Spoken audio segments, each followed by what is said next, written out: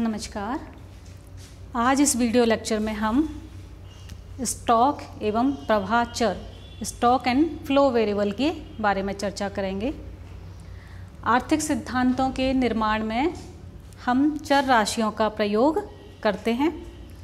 जैसा कि हम जानते हैं, हमने पिछले वीडियो में भी देखा कि चर उस विशेषण या उस तथ्य को बोलते हैं जो विभिन्न संख्यात्मक मान ले सके, समय स्थान काल के अनुसार जिसकी अलग अलग वैल्यूज विभिन्न वैल्यूज हो सकती हों, उसे हम चर कहते हैं। चर स्वतंत्र चर हो सकते हैं, आश्रित चर हो सकते हैं, आंतरजात हो सकते हैं, बाह्य जात हो सकते हैं, प्रत्याशित चर हो सकते हैं, वास्तविक चर हो सकते हैं, स्टॉक चर हो सकते हैं और प्रवाह चर हो सकते हैं। तो आज हम basically stock and flow variable की बात करेंगे। दोनों में जो अंतर है वो समय से संबंधित है, टाइम से रिलेटेड है। यदि हम किसी चर को एक निश्चित समय बिंदु पर मापते हैं तो वह स्टॉक चर होता है। यानी स्टॉक चर जो है वह किसी निश्चित समय बिंदु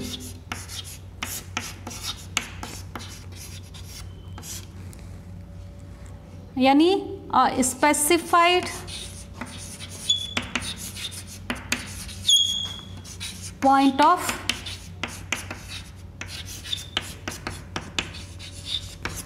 टाइम पर मापनीय होता है।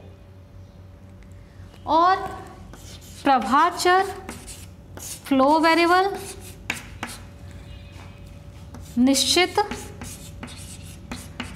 समयावधि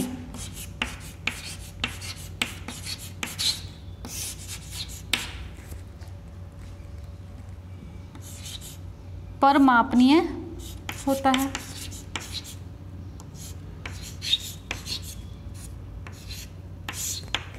यानी स्पेसिफाइड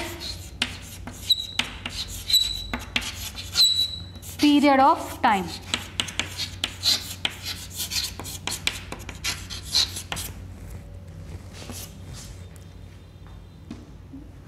प्रवाह चर एक निश्चित समय अवधि से संबंधित है और स्टॉक चर किसी समय बिंदु से पॉइंट ऑफ टाइम से रिलेटेड है। दोनों का जो अंतर है, एक हम बहुत प्रैक्टिकल एग्जाम्पल से इसको समझ सकते हैं कि मान लीजिए हमारे घर में पानी की टंकी है और उसमें पानी भरा हुआ है। मैंने आज सुबह 10 बजे at 10 AM उसको देखा और उसमें मान लीजिए 500 लीटर पानी है। 500 लीटर उसमें पानी है। तो ये कहलाएगा कि आज 10 बजे सुबह 10 बजे टंकी में 500 लीटर पानी का स्टॉक है।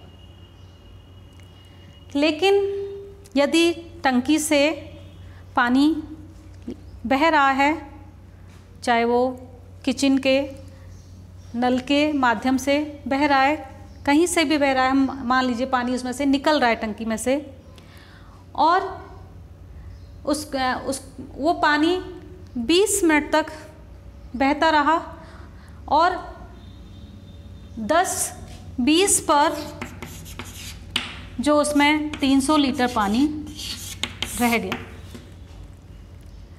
तो यहाँ पर मैंने कहा 10 बजे पानी का स्टॉक है वो 500 लीटर है, लेकिन टंकी में से 200 लीटर पानी का फ्लो हो गया और वो कब हुआ? इन 20 मिनट में। यानी 20 मिनट में पानी का फ्लो 200 लीटर टंकी से पानी आउट हो गया।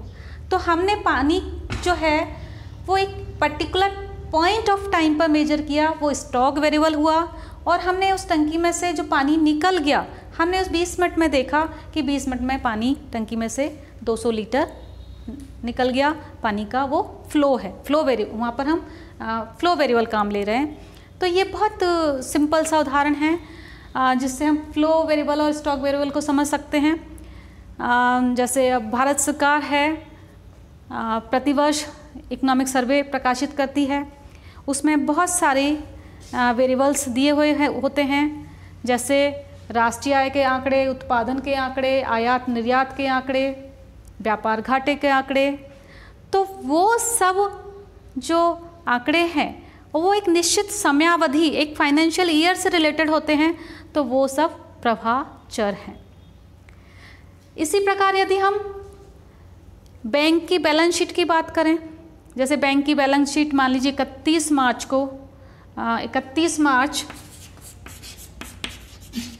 2020 को मान ली तैयार की गई, तो इस 31 मार्च 2020 को बैंक की जो बैलेंस शीट है उसमें जो उसने जमा के का जो आंकड़ा दिया, कितनी 31 मार्च 2020 को बैंक की जमाएं इतनी थी, तो वहाँ पर जमा जो है वो स्टॉक वेरिएबल होगा, क्योंकि एक निश्चित समय बिंदु पर हमने बैंक की जमाओं को मापा है।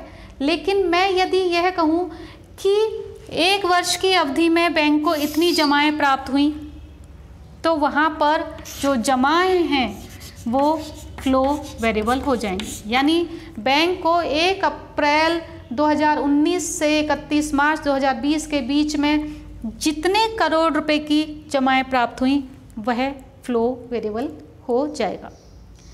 इसी प्रकार हम और भी उदाहरण ले सकते हैं कि मान लीजिए एक शहर में पेट्रोल पंप है, उस पेट्रोल पंप पर जो आज की दिनांक में जो पेट्रोल का जो स्टॉक है मान लीजिए वो 1000 गैलन है,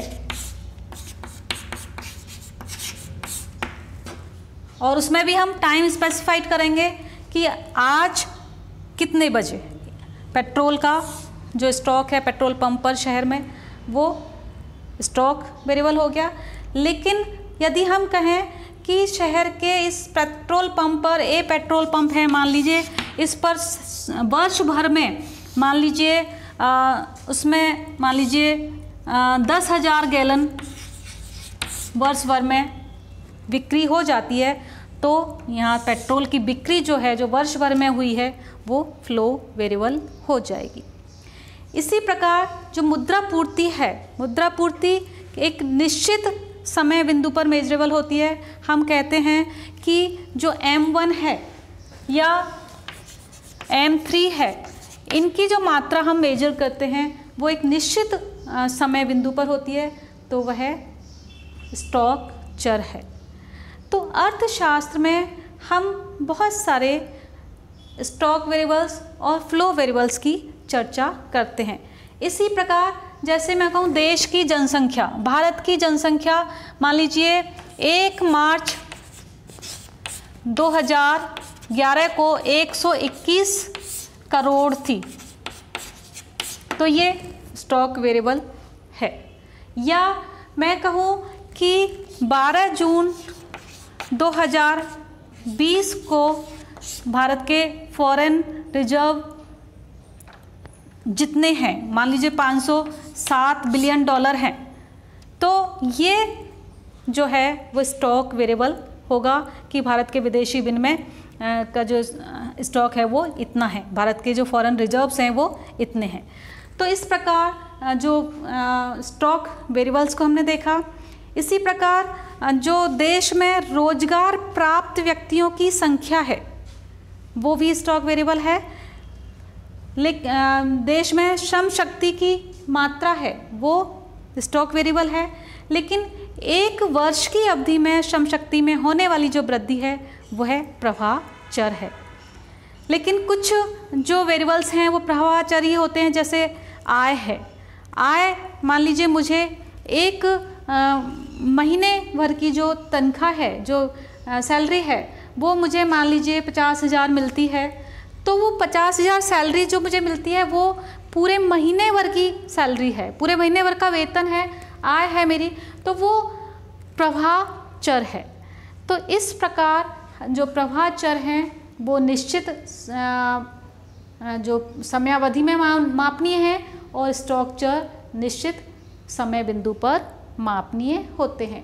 प्रवाह चर स्टॉक चर को प्रभावित भी कर सकते हैं, लेकिन उसके लिए समय अवधि पर्याप्त होनी चाहिए। जो बचत है वो हम उसको दोनों रूपों में ले सकते हैं। जो सेविंग्स हैं वह स्टॉक चर है कि मान लीजिए आज